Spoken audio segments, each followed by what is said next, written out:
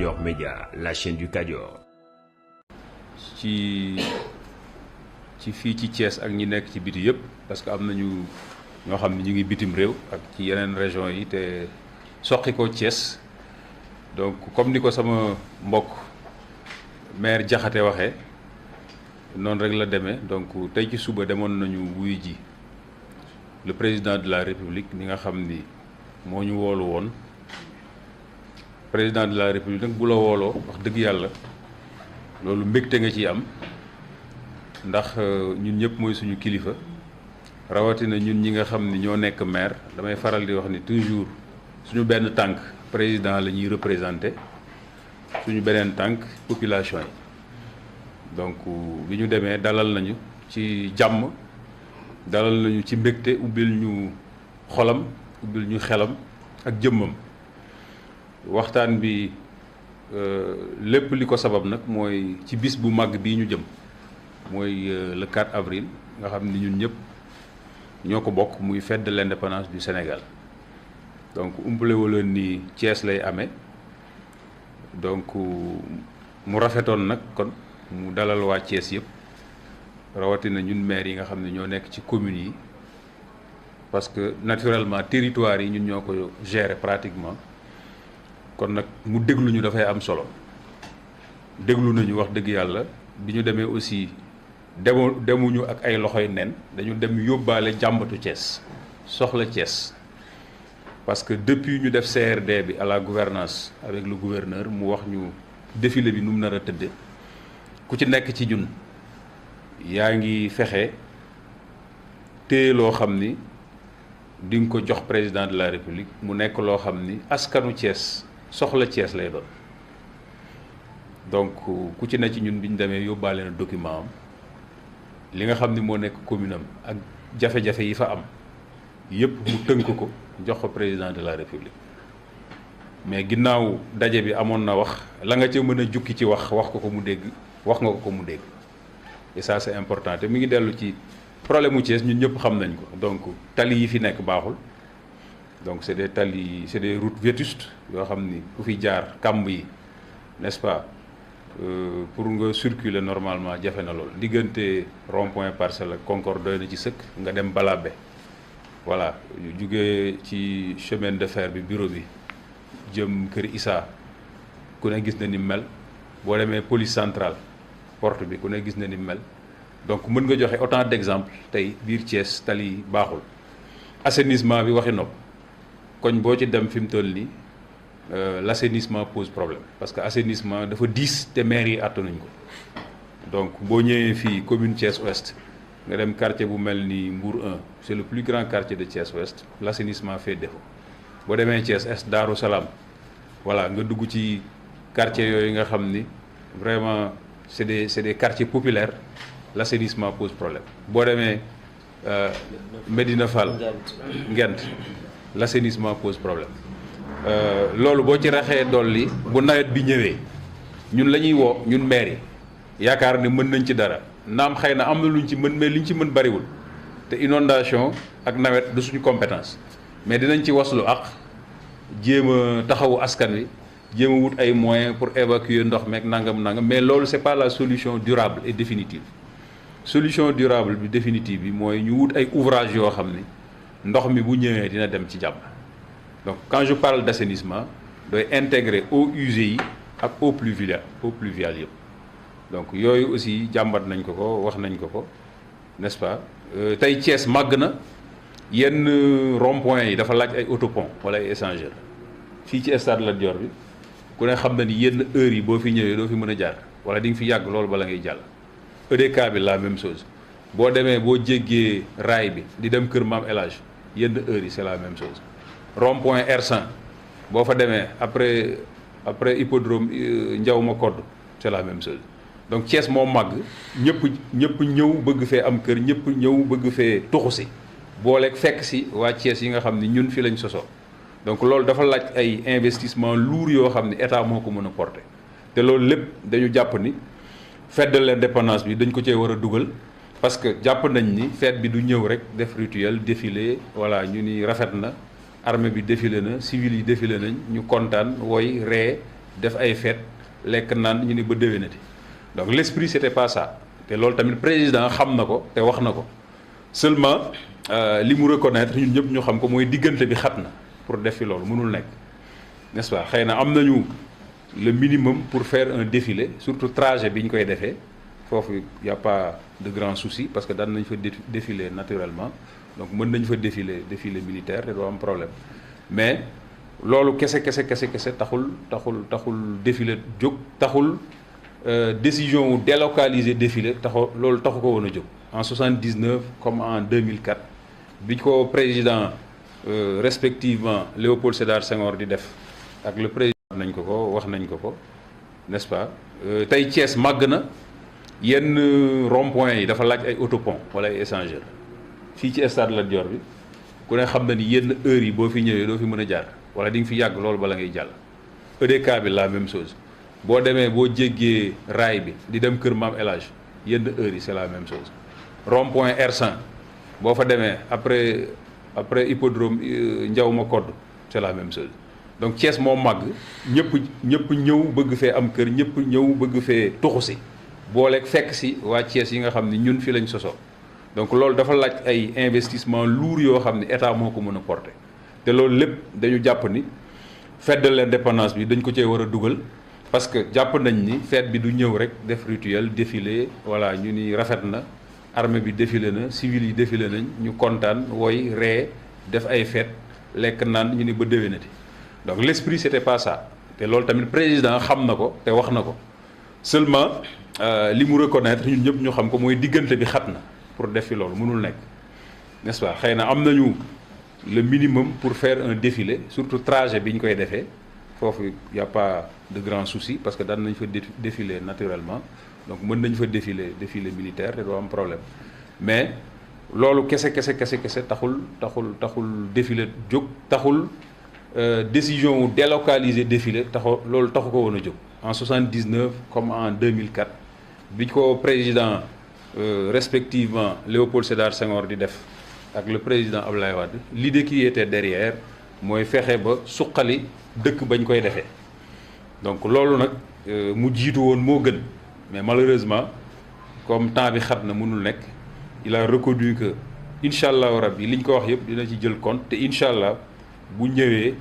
dina jël ay décisions majeures fortes yoo xam ni bu demee diggante ñoom ministères yi nga xam ni mooy seen kilifa ak ñun maires yi nga xam ni ñoo fi nekk dinañ ko suivre incha allah ba loolu incha allah mu yemb donc je pense que bi ñuy wax ñun ñëpp depuis lors loolu moo ñu taxoon a jóg donc vous l'avez suivi depuis CRD ba gouvernance ak sorties yi ñu fi def yëpp que ça soit les différents maires ñun ñëpp li nga xam ni moo nekkoon suñu maître mot mooy retombées yi nar a tukkee ci défilé bi lan lañ fiy bàyyi comme sëriñ président lan lay indaale loolu moo ñu soxal au-delà de aspect festif bi am na solo comme je dis rituel bi am na solo mais lan la ci Thiès di gagner pour le développement de Thiès chantier yi fi nekkoon 2004 am na ci yoo xam ba tey sotteegul ba tey àggagul loolu déjà il faut que loolu ñu jéem ko terminer maintenant sumb yeneen n'est-ce pas ñaan nañ ko aussi su mënee yaatal ba maire yi nekk ci région bi yëpp yëg ni ci fête bi lañ bokk donc moo xam nu mu koy defee man j'avais proposé un conseil présidentiel à défaut un conseil interministériel donc te wax naa ko tamit n'est-ce pas donc su fekkee loolu mën na nekk ce serait l'idéal ce serait parfait parce que comme région de Thiès la ñu wax mooy def défilé bi te benn défilé moo fi am yeneen maire yëpp war nañu sentir ni wax dëgg yàlla défilé bi ci lañ bokk te loolu comme ni mu ñu dalale bu leen dalaloon dina am solo xëy na mënul jël individuellement kenn ku nekk n'est-ce pas mais bu amoon benn réunion boo xam dina leen mën a gis ñoom ñëpp saafonteeg ñoom wax ak ñoom loolu dina am solo comme ni mu ñu ko defalee loolu tamit jël na ci note te nee na dina xool faisabilité bi incha allah leneen liñ ko ñaan aussi mooy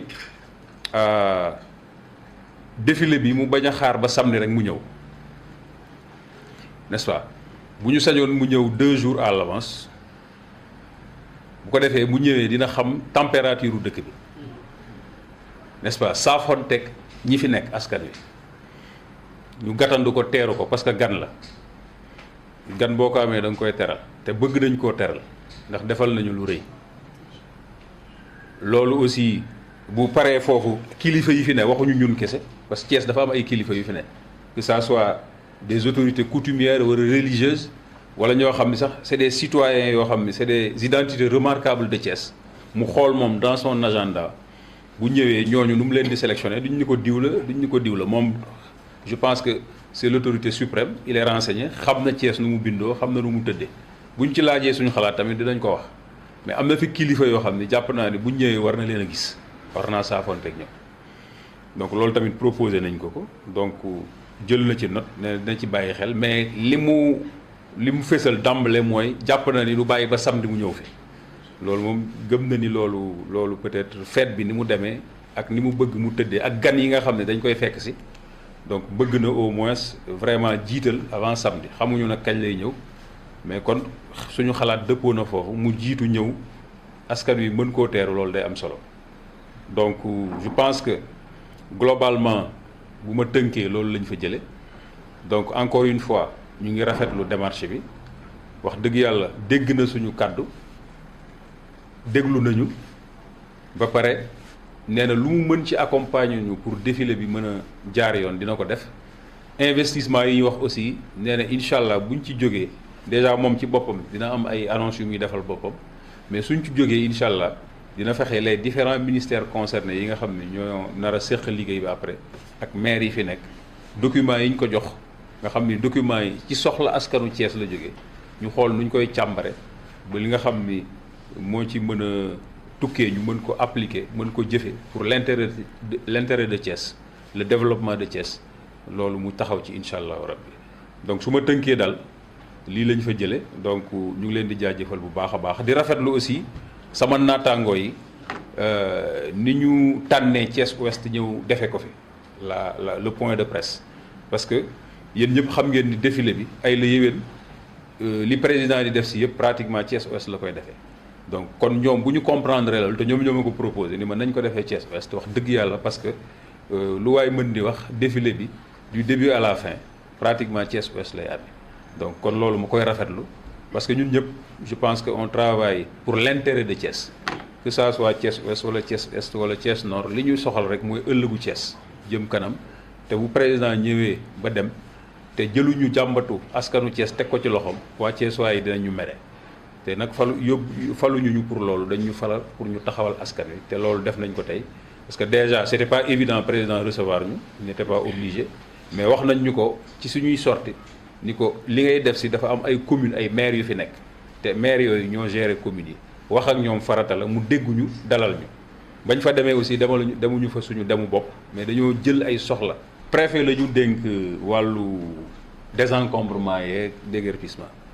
li ma wax préfet c'est très clair dama ni comme yow lañ ko dénk fexeel ba maire bu nekk commune am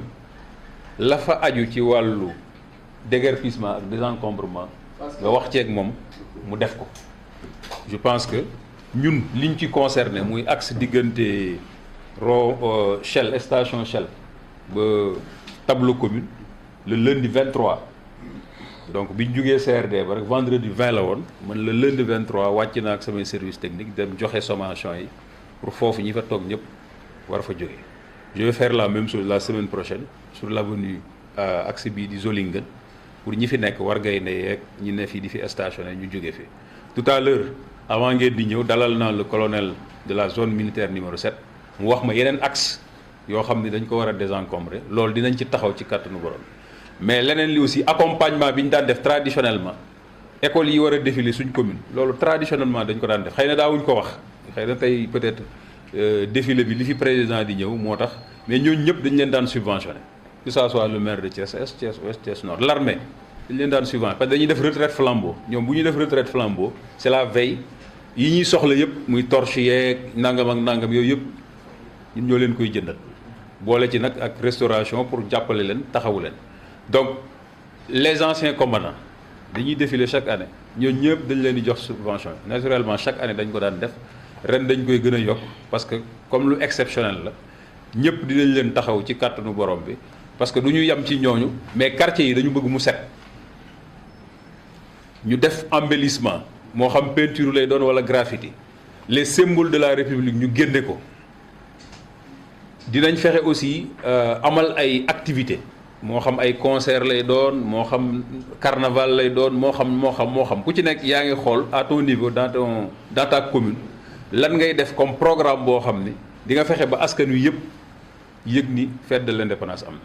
kon ñun ñëpp ku ci nekk li la concerne ci sa commune di nga ko def ci kàttanu borom bi donc kon loolu laa mënoon tontu ci question boobu. Avec vos propres moyens. Ah. Avec vos propres moyens. waaw pour le moment avec nos moyens pour le moment mais na le président wax nañu dinañu jàppale wax nañu dinañu accompagner wax nañu ko loolu tamit ci compte rendu bi la fàtte naa ko nee na ku ci nekk dinañu accompagner maintenant ñu ngi koy déglu xamagul nan lay demee ak nan la koy defee incha allah. Je voudrais d'abord commencer par saluer les Thiessois d'ici et d'ailleurs, remercier l'ensemble des membres de la presse ici présents.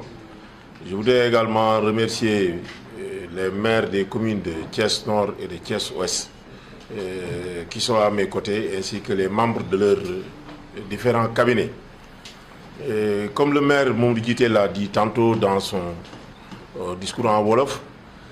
son Excellence le Président de la République, Bassirou Diomaye Diakhar Faye, nous a fait ce matin l'insigne honneur de nous recevoir au Palais de la République. La rencontre portait, comme vous le soupçonnez sans doute, sur les préparatifs de la fête de l'indépendance 2026 qui doit se dérouler à Thiès. Nous avons fait avec le président le tour de l'ensemble des questions qui tournent autour de cette fête. Parce que comme nous l'avions abordé ces derniers jours, et à juste titre d'ailleurs, nous avions pensé que la fête devrait en principe être juste un prétexte pour attirer des investissements, et des programmes d'industrialisation, des programmes économiques à Thiès. Et nous avions déjà commencé à nos différents niveaux à élaborer, après un diagnostic extrêmement sérieux, des mémorandums pour recenser les différentes préoccupations des populations thiessoises, notamment en termes d'infrastructures scolaires, d'infrastructures sanitaires, d'infrastructures sportives, mais surtout en termes de voirie, parce que le constat général à Thiès est que la voirie de Thiès est complètement détériorée. Autour de toutes ces questions-là, nous avons trouvé un président de la République extrêmement réceptif et qui est déjà informé de la réelle situation de Thiès. Ce qui fait que le président de la République a promis de nous accompagner. Nous avons laissé les mémorandums à son niveau et le président a promis de nous accompagner. Bon, effectivement, il a insisté sur la situation économique difficile que traverse le pays, mais surtout des délais extrêmement courts qui nous séparent de l'organisation de la fête. Néanmoins, il a promis de ne pas venir avec les mains vides. Et il a promis d'ailleurs que certaines annonces par rapport à certains projets, c'est lui-même qui va les faire, notamment l'arrivée prochaine du TER à Thiès. Le président Kadior Média, la chaîne du Kadior.